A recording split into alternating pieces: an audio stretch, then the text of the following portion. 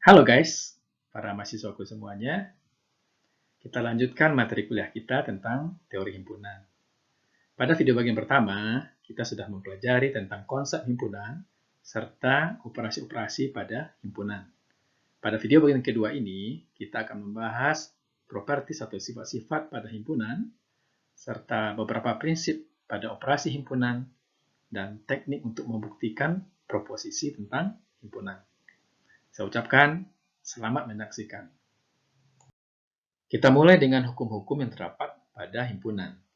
Di dalam himpunan terdapat sejumlah hukum yang disebut juga dengan sifat-sifat atau propertis himpunan. Hukum-hukum itu sering dinamakan juga hukum aljabar himpunan, karena operasi-operasi di dalam hukum itu mirip seperti pada aljabar bilangan bulat atau bilangan real, ya. Yaitu terdapat hukum seperti distributif, asosiatif, komutatif, dan sebagainya. Ada 11 hukum yang perlu kalian ketahui dan saya harapkan ini bisa dihafalkan ya, karena akan digunakan untuk membuktikan kesamaan atau proposisi tentang himpunan nantinya. Yang pertama, hukum identitas. Hukum identitas ini adalah himpunan A jika digabung dengan himpunan kosong sama dengan himpunan A, artinya tidak berubah ya. Atau himpunan A jika diisi dengan himpunan semesta U sama dengan himpunan A. Jadi ada dua hukum di sini. Yang kedua, hukum nul atau dominasi. Himpunan A diiris dengan himpunan kosong, itu menghasilkan himpunan kosong. Himpunan A digabung dengan semesta U, itu sama dengan himpunan semesta U. Yang ketiga, hukum komplemen. Himpunan A digabung dengan komplemennya, itu sama dengan semesta U. Himpunan A diiris dengan komplemennya, sama dengan himpunan kosong. Yang keempat, hukum idempoten. Himpunan A digabung dengan himpunan A itu sendiri sama dengan A. Atau himpunan A diiris dengan A sama dengan himpunan A itu sendiri. Yang kelima, hukum involusi. Himpunan A dikomplementkan lalu dikomplementkan lagi menghasilkan himpunan A semula. Yang keenam, hukum penyerapan atau absorpsi. Himpunan A digabung dengan hasil operasi A irisan B sama dengan A. Atau himpunan A diiris dengan hasil operasi A digabung B sama dengan A. Jadi di sini operasi himpunan ini terserap menjadi himpunan A, begitu ya maksudnya. Yang ketujuh, hukum komutatif. Himpunan A digabung dengan B sama dengan B digabung A. Atau himpunan A diiris dengan B sama dengan B diiris A. Jadi ini mirip seperti aljabar bilangan bulat yang juga berlaku hukum komutatif ya, atau aljabar bilangan real. Yaitu A ditambah B sama dengan B tambah A, atau A dikali B sama dengan B kali A. Yang kedelapan, hukum asosiatif. Himpunan A digabung dengan hasil operasi B digabung C sama dengan A digabung B, ya, kemudian digabung dengan C. Himpunan A diiris dengan irisan B gabung C sama dengan A iris B diiris dengan C. Yang kesembilan, hukum distributif. Himpunan A digabung dengan B iris C sama dengan A digabung B diiris dengan A gabung C, atau himpunan A diiris dengan B gabung C sama dengan A irisan B digabung dengan A irisan C. Nah, ini mirip juga seperti hukum distributif dalam aljabar bilangan real atau bilangan bulat. Yang ke-10, ini juga hukum yang penting, hukum De Morgan. A digabung B lalu dikomplementkan sama dengan ya, A komplemen digabung dengan B komplemen. A gabung B dikomplementkan sama dengan A komplemen diiris dengan B komplemen. Dan yang 11 adalah hukum 0, 1. Yaitu himpunan kosong dikomplementkan, itu sama dengan himpunan semesta U. Himpunan semesta U dikomplementkan sama dengan himpunan kosong. Nah, mohon ini dihafalkan nantinya. Ya. Kita akan gunakan ini selanjutnya. Di dalam himpunan terdapat dua prinsip penting yang nantinya akan digunakan untuk menyelesaikan persoalan-persoalan yang terkait dengan himpunan. Yaitu persoalan untuk menghasilkan suatu kesamaan baru tentang ekspresi himpunan ya, dan persoalan untuk menghitung ya, kardinalitas dari operasi himpunan. Nah, kita mulai dengan prinsip dualitas. Dual ya, ini artinya dua. Ya. Prinsip ini berbunyi, dua konsep yang berbeda itu dapat saling dipertukarkan, namun tetap memberikan jawaban yang benar. Contoh ilustrasi prinsip dualitas dalam dunia nyata, misalnya dalam sistem kemudi mobil di Amerika dan di Inggris. Di Amerika Serikat, kemudi mobil letaknya di kiri depan.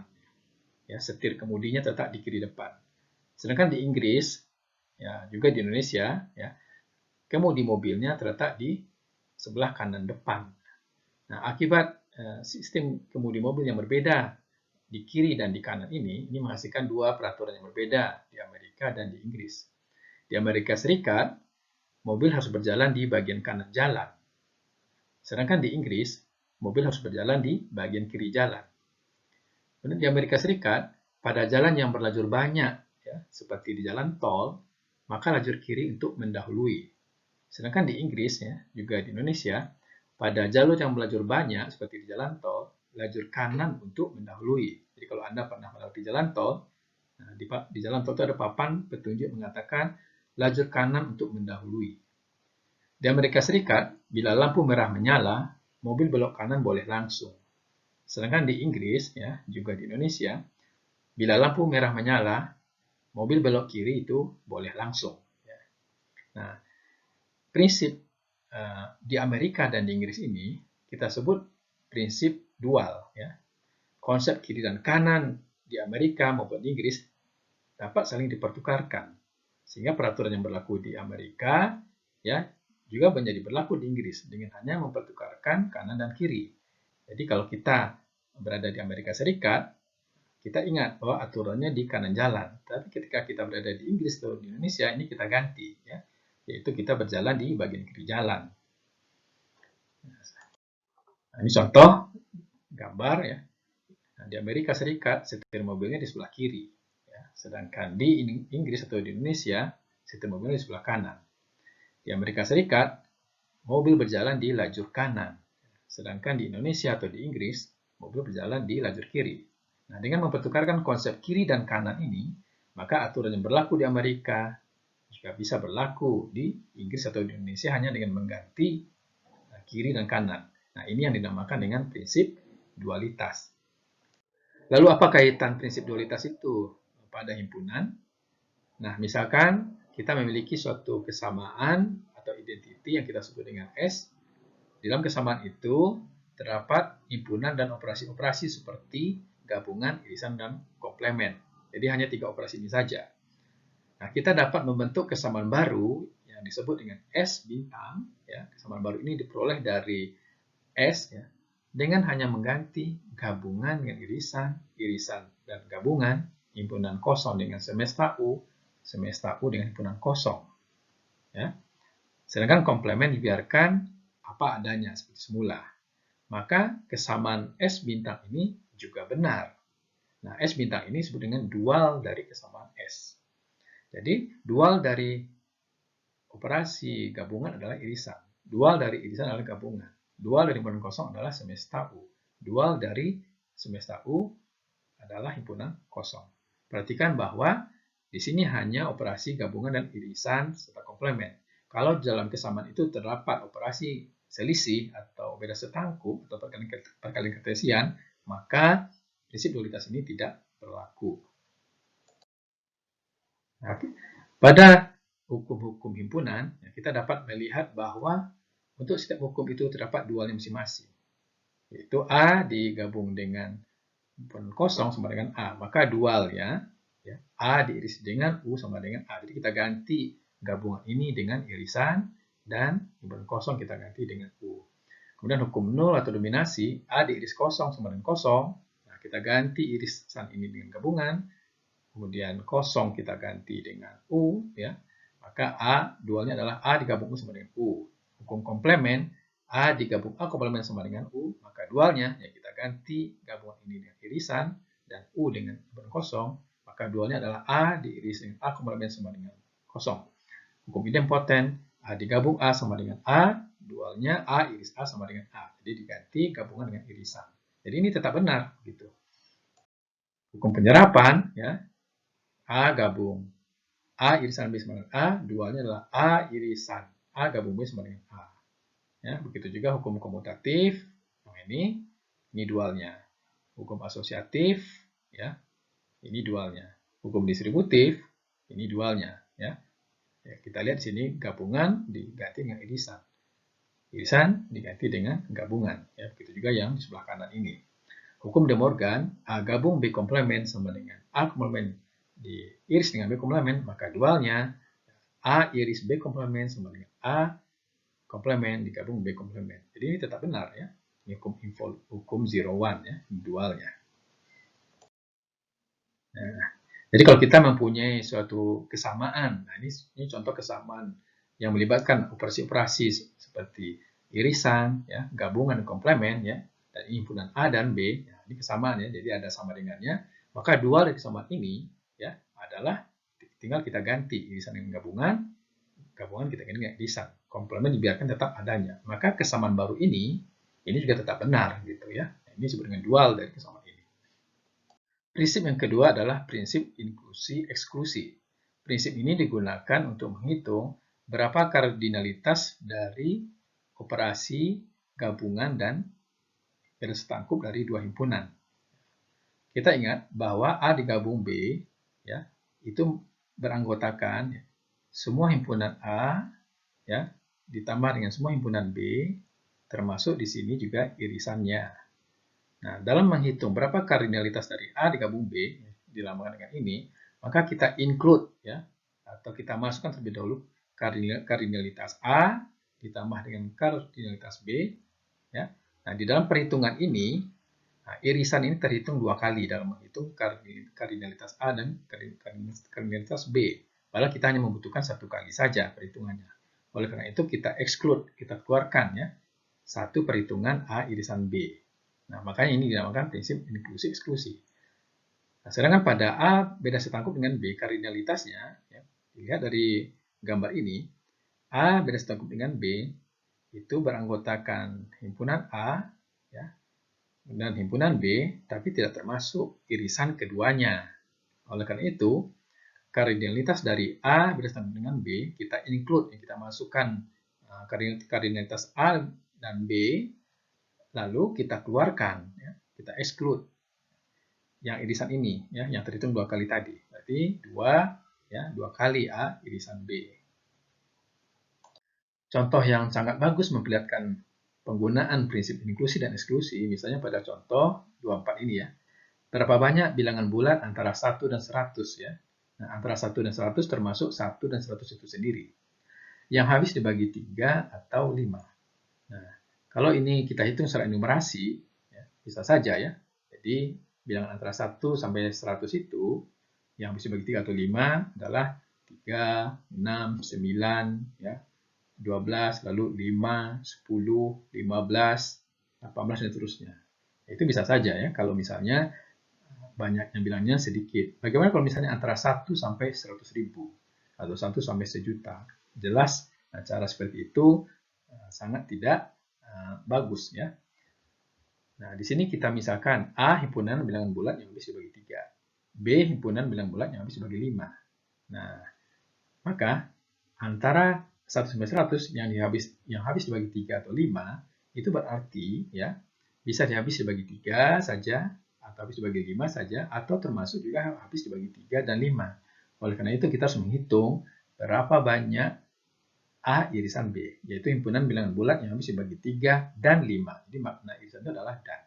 Nah, bilangan bulat yang habis dibagi 3 dan 5, ya, itu artinya bilangan bulat yang habis dibagi oleh KPK dari 3 dan 5. KPK dari 3 dan 5 adalah 15. Ya.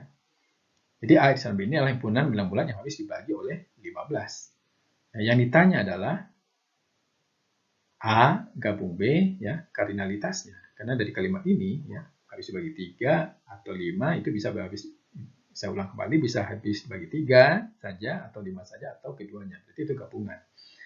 Nah, kita hitung kardinalitas dari A ya dengan operasi pembulatan floor seperti ini. Itu banyaknya bilangan antara 1 sampai 100 termasuk 1 dan 100 itu adalah 100 sebuah bilangan. Dibagi dengan 3 ya, kita boleh ke bawah adalah 33. Kardinalitas dari B 100 dibagi 5, 20. Nah, kardinalitas dari A irisan B adalah 100 dibagi 15, itu 6.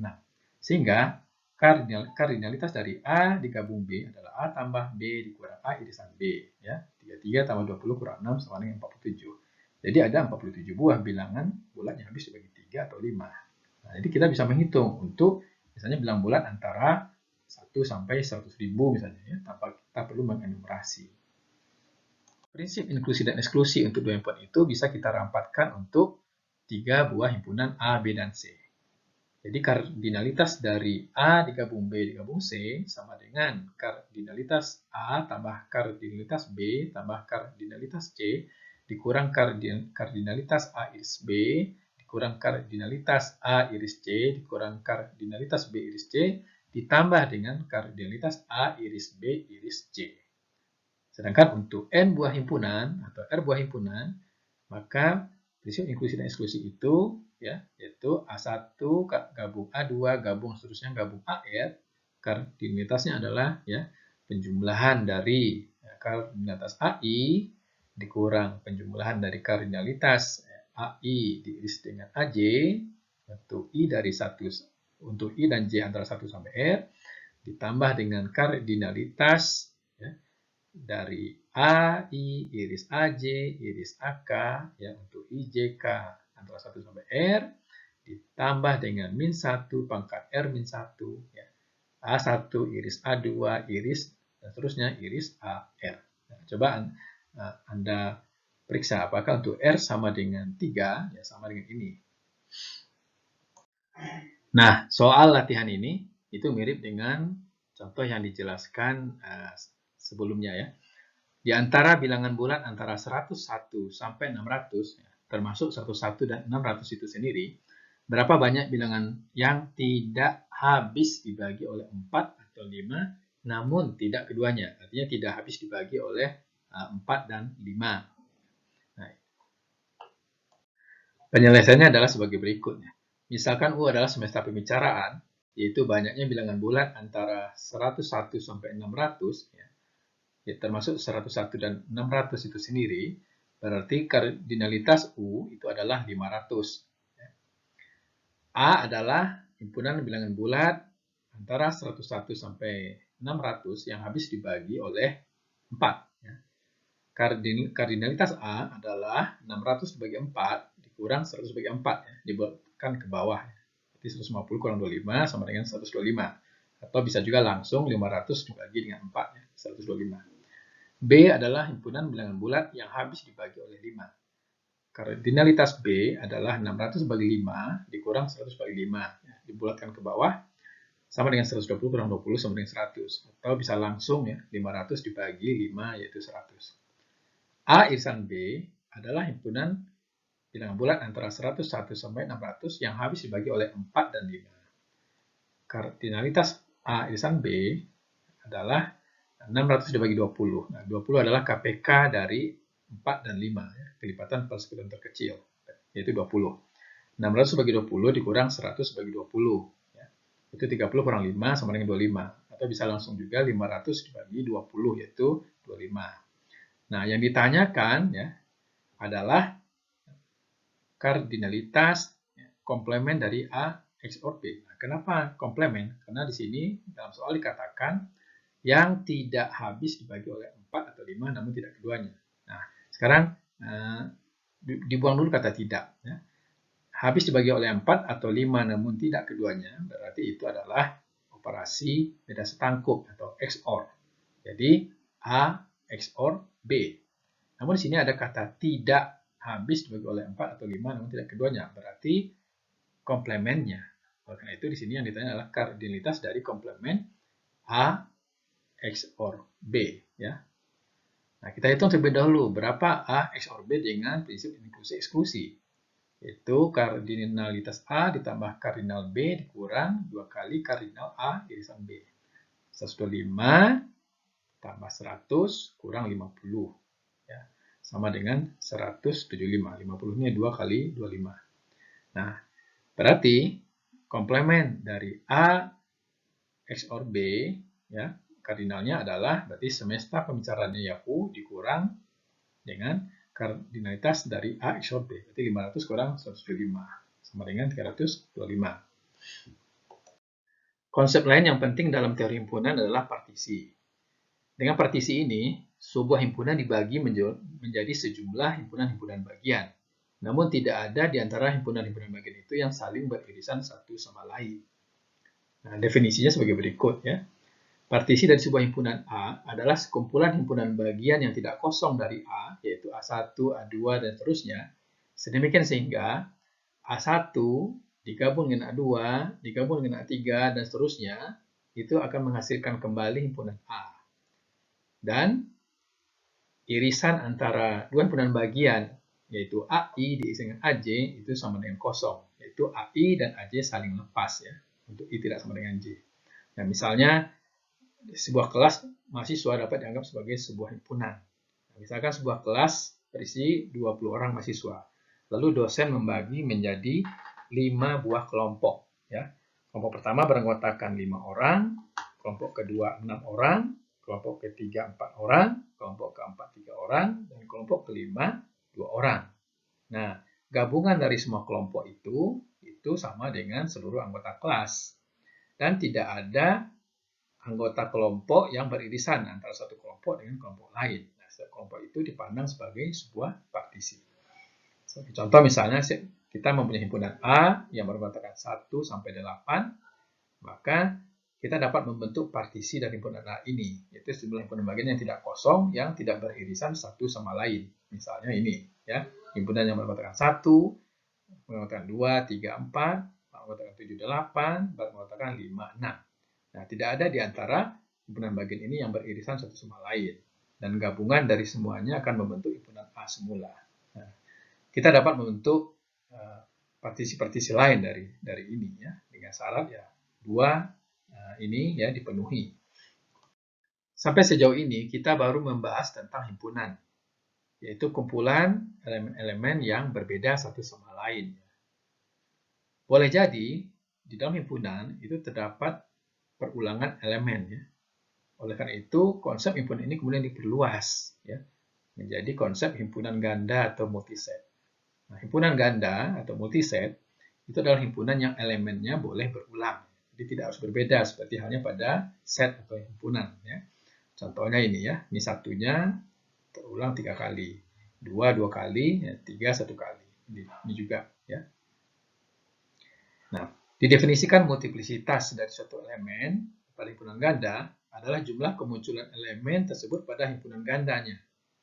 Jadi pada himpunan ganda M ini, elemen 1 muncul 4 kali. Multiplisitas 1 adalah 4. Itu juga 0, ini juga multiplisitasnya adalah juga 4. Ya. Nah, himpunan atau set merupakan contoh khusus, ya, dari suatu multiset. Yang dalam hal ini, multiplisitas setiap elemen pada set, ya, pada himpunan, itu adalah 0 atau 1. Kemudian, bagaimana menghitung kardinalitas pada suatu multiset? Kalau pada himpunan biasa atau himpunan set, ya, kardinalitasnya untuk elemen yang berulang itu tetap dianggap 1 kali munculnya. Ya. Jadi 1, 1, 1, 2, 2, 3 ini ya sama saja dengan himpunan 1, 2, 3. Ya. Kardinalitasnya adalah 3. Tetapi pada multiset, kardinalitas dari suatu multiset didefinisikan sebagai kardinalitas himpunan yang ekivalen dengannya, dengan mengasumsikan semua elemen di dalam multiset berbeda.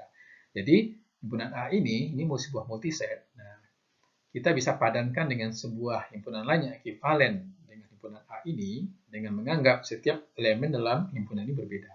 Ya, jadi misalnya kita punya himpunan B, yang anggotanya adalah A, B, C, D, E, F. Nah, kardinalitas himpunan A ini sama dengan kardinalitas himpunan yang ekivalen dengan himpunan A tersebut, berarti sama dengan kardinalitas himpunan B, ya, yaitu 6. Nah, dengan kata lain, ya, kardinalitas himpunan A itu adalah ya jumlah semua multiplisitas setiap elemennya. Berarti di sini multiplitas 1 adalah 3, multiplitas 2 multiplitas 3 adalah 1. Jadi kardinalitas A itu adalah 3 ditambah 2 tambah 1. Berarti sama dengan 6, ya. Atau langsung kita hitung saja berapa banyak elemen dalam multiset A ini. Operasi multiset berikutnya adalah selisih, ya, yaitu P kurang Q. P kurang Q menghasilkan sebuah multiset yang multiplisitas elemennya adalah salah satu dari dua kemungkinan berikut, yaitu multiplisitas elemen tersebut pada P dikurangi multiplisitas elemen tersebut pada Q. Apabila selisih kedua multiplisitas tersebut positif. Atau 0, ya, jika selisihnya 0 atau negatif. Contohnya seperti ini. multiset P ini beranggotakan A, B, B, C, D, D, E. Dan Q beranggotakan A, B, B, B, C, C, D, D, F. Nah, kita kurang ya. Di sini multiplitas A adalah 3. Ya. Di sini adalah 2. Berarti 3 kurang 2, 1. Berarti P kurang Q ini menghasilkan multiset yang A-nya satu elemen. Ya. Satu saja. B di sini 2, di sini 3. Berarti 2 kurang 3 negatif. Nah, kalau negatif, berarti multiplitas B itu adalah 0. Berarti di sini B tidak ada ya, 0. C di sini 1, di sini 2. 1 kurang 2 min 1. Berarti multiplitas C adalah 0 di dalam hasil pengurangannya ya. Berarti tidak ada C. D di sini 2, di sini 2 ya. 2 kurang 2 0. Ya, berarti multiplitas D di sini 0, berarti tidak ada D. E di sini 1, di sini 0. Nah, 1 kurang 0 adalah 1. Ya. Berarti ada satu buah E. Sehingga P kurang Q itu adalah A, E. Kemudian ada operasi yang khusus untuk multiset namanya operasi penjumlahan. Ya. Ini tidak sama dengan bilas tangkuk. Ya. P tambah Q itu didefinisikan sebagai jumlah dua buah himpunan ganda, yaitu menghasilkan multiset yang multiplitas elemennya sama dengan penjumlahan dari multiplitas elemen tersebut pada P dan Q. Jadi kalau P di sini multiset A, B, C, C, Q adalah multiset A, B, B, D, maka P tambah Q ya kita jumlahkan saja ya multiplicitas masing-masing elemennya. Di sini 2, di sini 1. Berarti ini menghasilkan multisetnya ya beranggotakan A-nya 3 buah. B sini 1, sini 2, 1 tambah 2, 3. Berarti 3. C di sini 2, di sini tidak ada. 2 tambah 0, berarti 2. D di sini 0, di sini 1, berarti D-nya 1. Ya. Nah, bagaimana membedakan apakah ini set atau multiset? Biasanya diberikan informasi. Didefinisikan sebuah himpunan. Nah, itu berarti itu adalah set.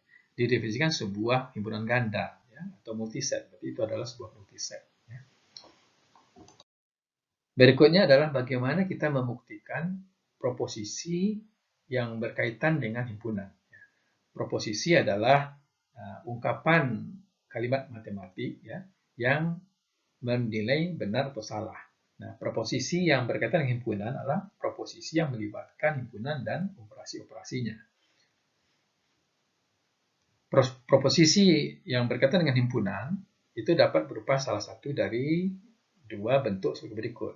Pertama, proposisinya berbentuk kesamaan atau identity. Misalnya, buktikan bahwa A irisan B gabung C sama dengan A irisan B digabung A irisan C. Ya, jadi buktikan kesamaan ini benar. Gitu ya. Kedua, proposisi juga bisa berbentuk implikasi, yaitu dalam kalimat jika maka ya, atau bi-implikasi juga bisa seperti itu. Nah, misalnya buktikan bahwa ya, jadi buktikan pernyataan yang diapit tanda petik ini, jika A irisan B sama dengan kosong ya, dan A himpunan bagian atau sama dengan B gabung C, maka selalu berlaku bahwa A himpunan bagian atau sama dengan C. Nah, bagaimana cara membuktikan proposisi kedua posisi seperti ini? Nah, cara pembuktian pertama adalah dengan menggunakan diagram Venn. Jadi kalau kita memiliki suatu proposisi yang berbentuk kesamaan seperti ini, ya, maka kita gambarkan diagram Venn untuk masing-masing ruas kesamaan. Nah, misalkan A, B, dan C himpunan. Buktikan bahwa A irisan dari B gabung C sama dengan A irisan B digabung dengan A irisan C. Nah, kita gambarkan diagram Venn untuk ruas kiri ini. Ya. Jadi A diiris dengan B gabung C, itu adalah yang diarsir. Kemudian ruas kanannya A diiris dengan B dan digabung dengan A diiris dengan C, itu adalah yang ini. Ternyata sama. Nah, kedua diagram Venn memberikan area arsir yang sama. Oleh karena itu, terbukti bahwa A irisan B gabung C sama dengan A irisan B digabung A irisan C. Namun, ya, pembuktian dengan diagram Venn ini, ya, ini memiliki keterbatasan. Itu ia hanya dapat digunakan jika himpunan yang terlibat dalam proposisi itu tidak banyak, ya, misalnya hanya 2 atau 3 saja. Kalau sudah 4, 5, seterusnya, ini sangat rumit, ya, sangat kompleks pembuktian dengan Venn. Lalu metode pembuktian dengan diagram Venn ini itu lebih mengilustrasikan ya, Jadi lebih menggambarkan ketimbang membuktikan fakta. Oleh karena itu, di dalam matematika, pembuktian dengan negatif fact ini tidak dapat dianggap sebagai metode yang valid ya, untuk pembuktian secara formal. Oleh karena itu, pembuktian dengan negatif fact ini tidak dapat diterima sebagai pembuktian yang formal. Nah, kita harus mencari cara lain ya, membuktikan kebenaran dari suatu proposisi yang berkaitan dengan himpunan. Cara pembuktian yang kedua adalah dengan menggunakan tabel keanggotaan. Ya. Jadi kita buat sebuah tabel ya, yang memperlihatkan keanggotaan dari himpunan yang terlibat di dalam proposisi tersebut. Misalnya persoalan yang tadi ya kita ulang kembali ya.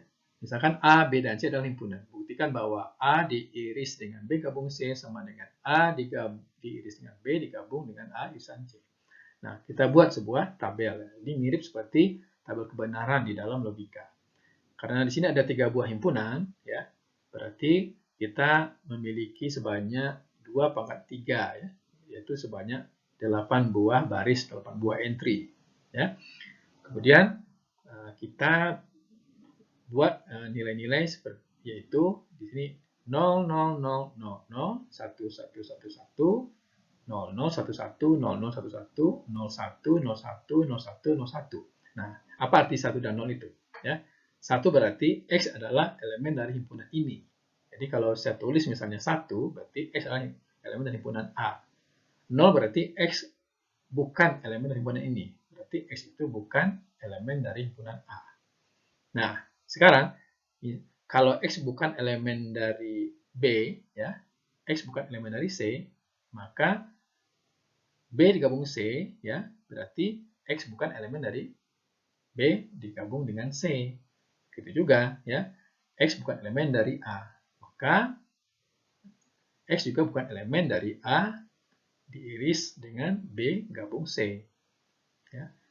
Nah, berarti di sini juga kita dapat melihat bahwa karena X bukan elemen A dan B, maka X juga bukan elemen dari irisan A, irisan B, ya, A irisan B. Begitu juga dengan A irisan C. Ya. Nah, ini kita lakukan ya untuk semuanya ya, untuk semua baris ya. Contohnya di sini. Ya. Di sini misalnya X adalah elemen dari C, tapi X bukan elemen dari B dan bukan elemen dari A. Maka B gabung C, ya, berarti X terdapat dalam B gabung C. Ini kan ingat kembali ya definisi operasi gabungan. Ya. Nah, ini kita lakukan ya. Nah, cara paling mudah adalah menganggap ya ini sebagai suatu operasi logika. Jadi operasi gabungan itu dianalogikan seperti OR. Ya. Irisan itu dan gitu ya. Maka kita dapat mengatakan 0 ini adalah false, 1 itu adalah true. Nah, dengan menggunakan tabel kebenaran seperti halnya logika, nah, kita bisa menghitung ya, menentukan nilai kebenaran ya, atau dalam ini nilai keanggotaan ya dari operasi-operasi himpunan ini. Kemudian kita lihat untuk ruas kiri, nah, itu ada nilainya adalah 0, 0, 0, 0, 0, 1, 1, 1. Nah, untuk ruas kanan yang ini itu juga sama. Nah, karena sama ya, karena kolom ini dengan ini sama, berarti terbukti bahwa A diiris dengan B gabung C sama dengan A diiris B digabung A irisan C. Nah, pembuktian seperti ini dapat digunakan ya sebagai sebuah pembuktian formal. Ya, namun ini juga memiliki keterbatasan ya. Semakin banyak himpunan yang terlibat, maka jumlah entry, jumlah baris pada tabel semakin banyak. Ya, kalau misalnya ada 4 ya, A, B, C, D, maka ada 2/4 dan 16. Kalau 5 ya, berarti 2/5 32 gitu ya. Cara pembuktian yang lebih baik adalah dengan menggunakan hukum-hukum yang terdapat pada himpunan, ya, yang kita sebut juga dengan hukum aljabar himpunan. Nah, jadi 11 hukum himpunan yang sudah dijelaskan tadi, itu kita gunakan untuk membuktikan kebenaran dari suatu proposisi yang berbentuk kesamaan. Misalkan A dan B himpunan, buktikan bahwa A diiris dengan B digabung dengan A irisan B komplement sama dengan A. Maka kita bisa memulai dari ruas kiri ini ya. Kita harus membuktikan dia sama dengan A. Nah, A irisan B gabung A irisan B komplement. Maka ini kita lihat ini berbentuk hukum distributif ya. Maka ini dapat kita gunakan hukum distributif menjadi A diiris dengan B digabung B komplement. Ya. Ingat kembali ya hukum distributif ya. Kemudian B digabung B komplement ini menggunakan hukum komplement, yaitu sama dengan semesta U. Nah, A diiris dengan U sama dengan A, ini hukum identitas. Nah, untuk membuktikan dengan menggunakan aljabar himpunan ini, ya, dengan hukum himpunan ini, kalian harus menyebutkan di sebelah kanan hukum apa yang dipakai. Ya, jadi jangan hanya hasilnya saja, tapi juga harus dituliskan hukumnya apa. Contoh pembuktian berikutnya, ya, misalkan A dan B adalah himpunan. Buktikan bahwa A digabung dengan B kurang A sama dengan A gabung B. Nah, kita ambil yang ruas kiri ini ya, untuk kita buktikan sama dengan ruas kanan. A digabung B kurang A, nah di sini ada operasi selisih ya. Nah, operasi selisih ini kita ubah dulu nih, ya, menjadi operasi irisan. Nah, kita ingat kembali bahwa A dikurang B itu, ya, itu sama dengan A diiris dengan B komplement. Jadi A dikurang B sama dengan A diiris dengan komplement dari B. Berarti kita ganti B kurang A menjadi B irisan A komplement. Jadi di sini kita gunakan definisi operasi selisih. Selanjutnya, kita gunakan hukum distributif, yaitu A digabung dengan B, ya, A digabung dengan B diiris dengan A digabung dengan A komplement, hukum distributif. Kemudian kita gunakan hukum komplement untuk yang ini. A digabung dengan A komplement, ya, itu sama dengan semesta U, ya, hukum komplement. Kemudian A digabung dengan B diiris dengan semesta U, ya berarti A gabung B. Nah, sehingga terbukti ya sama dengan ruas kanan. Contoh berikutnya, buktikan bahwa untuk sembarang himpunan A dan B bahwa ya, ini ada dua buah ya. A digabung dengan A komplement diiris dengan B sama dengan A gabung B, dan A diiris dengan A komplement digabung B sama dengan A irisan B. Nah, kita akan buktikan yang nomor satu terlebih dahulu. Ya, kita ambil yang ruas kirinya ya untuk dibuktikan sama dengan ruas kanan. A digabung dengan A komplement diiris dengan B, ya. Kita gunakan hukum distributif. Ya, ini berarti A digabung dengan A komplement diiris dengan A diiris dengan B. Ya, jadi A digabung A komplement diiris dengan A irisan B. Ini hukum distributif. Kemudian A digabung A komplement ini berarti sama dengan semesta U. Berarti hukum komplement ya. U diiris dengan A digabung B sama dengan A gabung B. Berarti hukum identitas. Nah, untuk pembuktian nomor 2 ini kita lihat bahwa ini sebenarnya adalah dual dari ini ya. Karena lihat dengan seksama bahwa yang kesamaan nomor 2 ini merupakan dual dari kesamaan nomor 1. Maka untuk membuktikan ini, nah, kita cukup ya mengganti ya. Gabungan dengan irisan dengan gabungan, dan U dengan kosong dan kosong dengan U. Sehingga dengan hanya mengganti ini saja, ya, maka kita akan menghasilkan kesamaan yang benar ya. Atau bisa juga kita katakan bahwa 2 adalah dual dari 1, itu sudah cukup. Gitu. Nah, kalau soal latihannya ini tidak membuktikan ya, tapi menerapkan hukum-hukum himpunan tadi untuk menentukan apa hasil dari operasi himpunan berikut. Jadi di sini A, B, dan C adalah himpunan, dan tentukan apa hasil operasi ini. Ya, silakan kalian kerjakan ini sebagai latihan. Nah, ternyata sudah diberikan jawabannya di sini. Ternyata sini adalah U ya.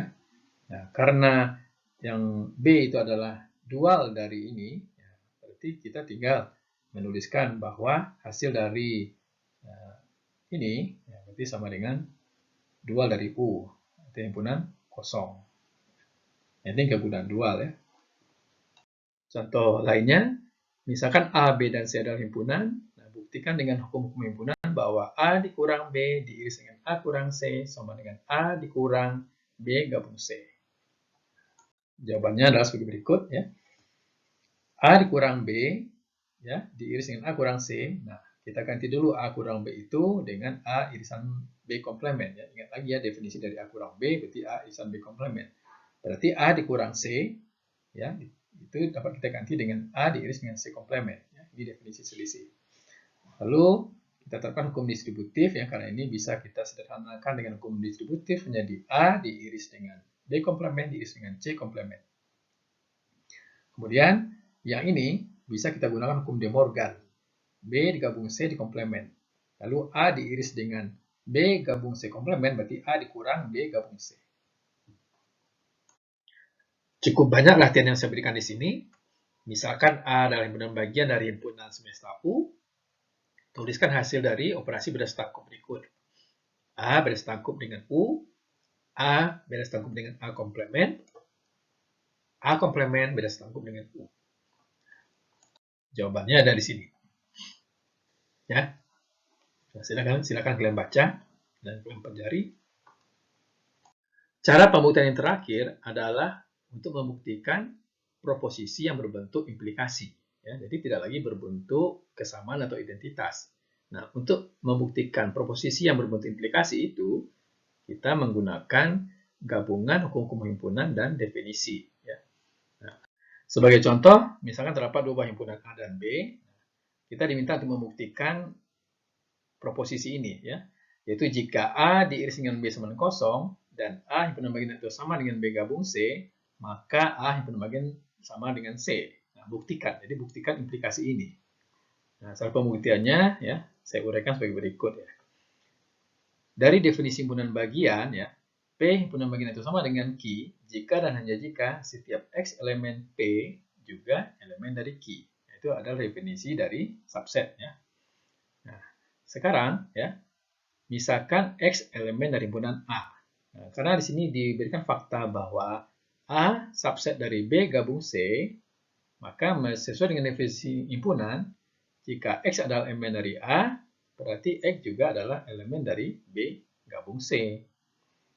Kemudian, ya, dari definisi operasi gabungan, yaitu U, ya, X elemen dari B gabung C, itu berarti X elemen dari B atau X elemen dari C.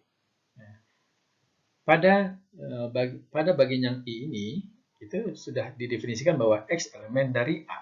Nah, karena faktanya mengatakan bahwa A irisan B sama dengan kosong, ya, maka berarti X bukan elemen dari B. Ya. Karena X ini elemen dari A dan A irisan B sama dengan kosong, ya, artinya tidak beririsan atau saling lepas, berarti X bukan elemen dari B. Nah, dari 1 dan 2 ini, berarti ya tinggal satu kemungkinan lagi bahwa X itu elemen dari C. Ya. Karena di sini X bukan elemen dari B, ya, tapi X elemen dari A. Ya. Nah, di sini X elemen dari C.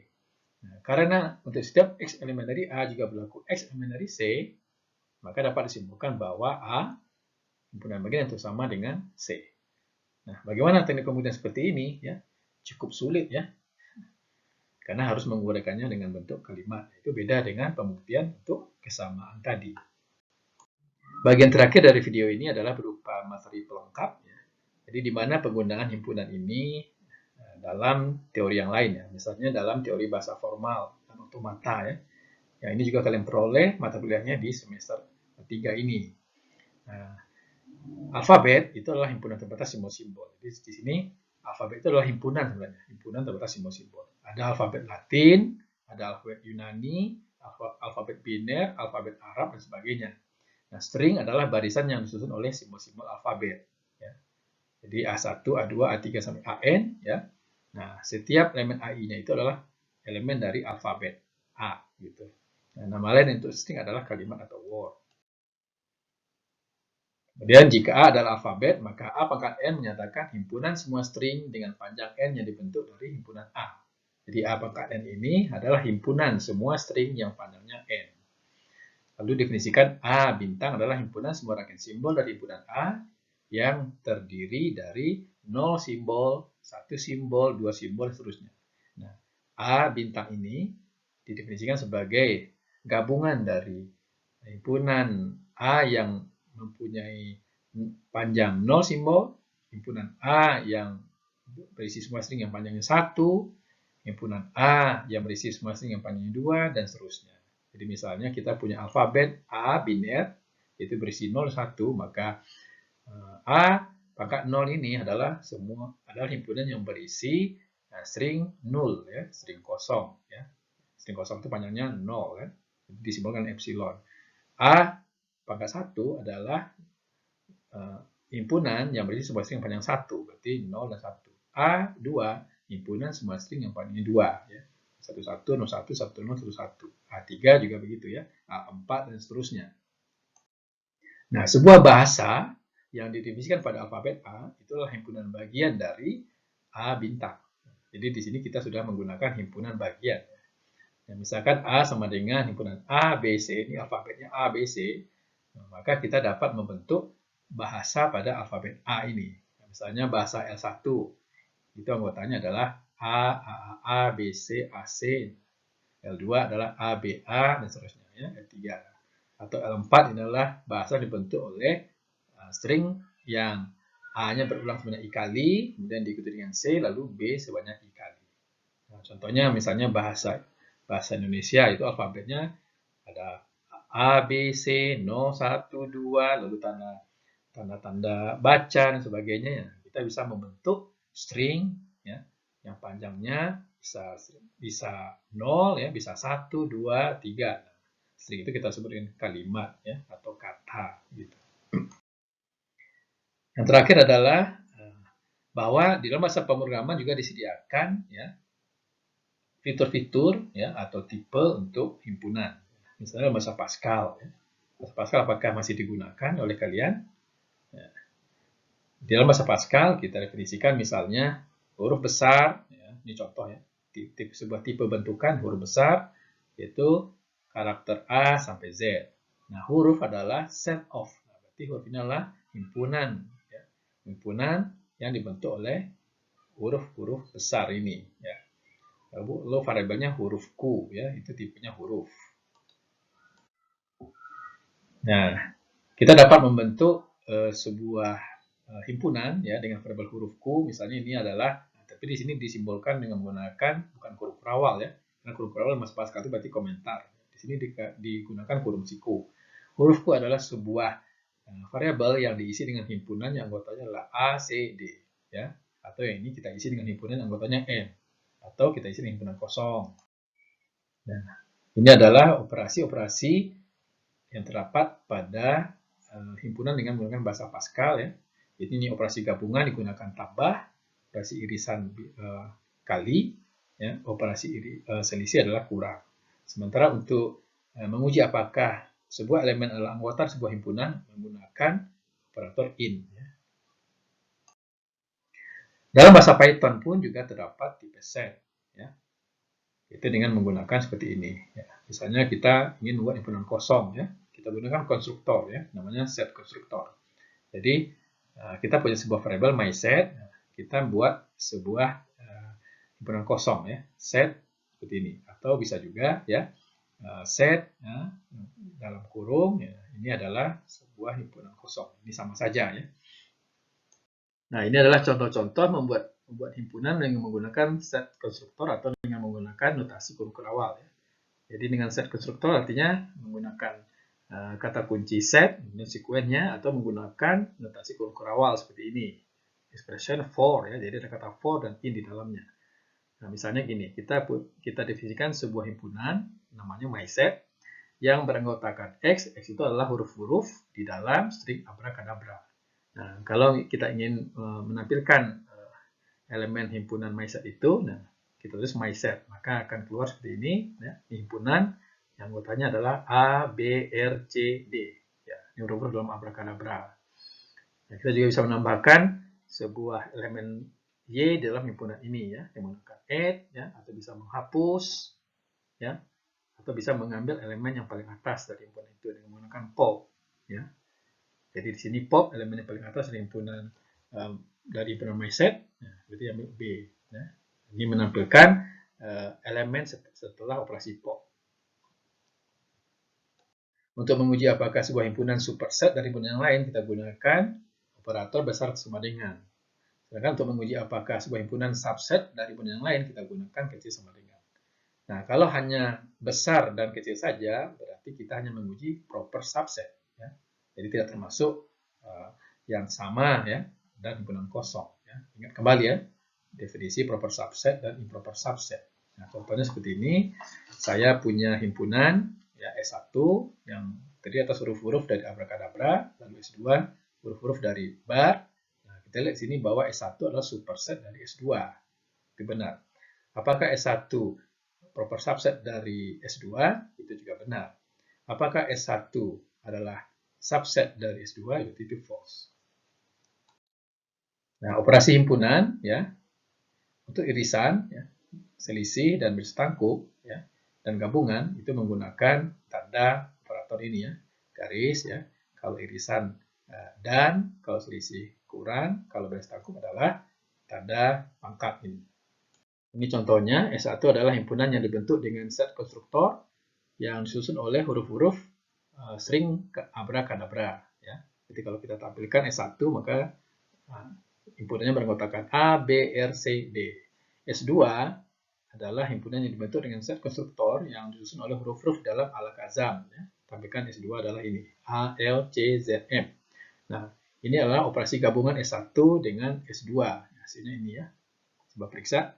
Ini irisan S1 dengan S2, ini operasi selisih S1 dengan S2, ini operasi beda setangkup S1 dan S2. Nah, silakan periksa ya hasilnya.